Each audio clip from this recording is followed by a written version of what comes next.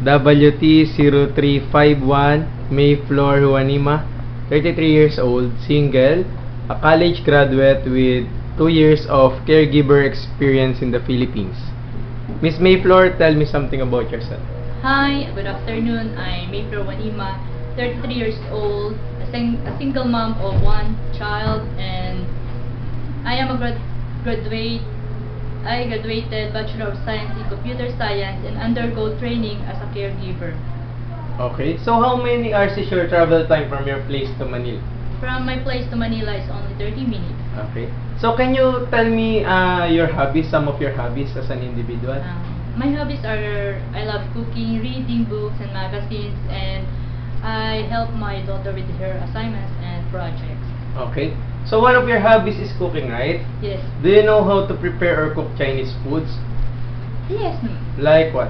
Like for example, the chop suey, the Okay. chow fan, the siomai, and the wonton. Okay. So, for example, you're already in Hong Kong, then your employer asks you to take care of a newborn baby. Are you willing to take care of a newborn baby? Yes, I'm willing to. How about elderly or disabled? Yes, I'm willing. Okay. So, are you willing to work as a domestic helper in Hong Kong?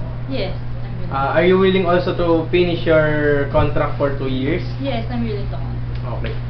So, for example, they ask you to take care of a newborn baby. Do you know the process or procedure of bottle feeding? Yes, of course. Okay, can you tell it to us? First, I wash my hands, then wash the bottle feed, Okay. then sterilize, then after that put the distilled water in Okay.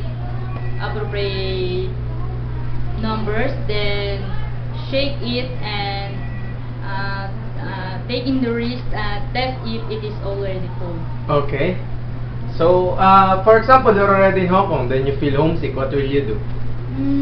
I'll make myself busy, and I am a positive person, and I remember all the happy moments in my life. Okay. For example, your employer asks you to take care of a child or a toddler. What could you teach the child? Basic ABCs. Okay. I teach them how to write, to Okay. read, and the simple mathematics solving problem. Okay. So, among any other countries in Asia, why did you choose Hong Kong? I think Hong Kong is a very nice place, and I know that people there are nice and very educated person. Okay. So, isn't it children love singing? Right? Do you know any lullaby song? Yes, of Can you course. sing one for us? Yes. Okay. Twinkle, twinkle, little stars, how I wonder what you are. Up above the world so high, like a diamond in the sky. That's Okay, all. thank you very much.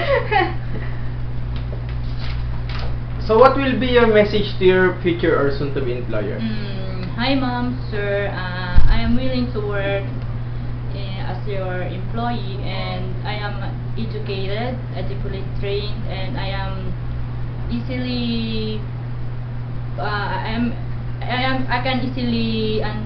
can easily handle all the works that will be given to me, and I am an honest and hardworking person, and most of all, I love to work in Hong Kong.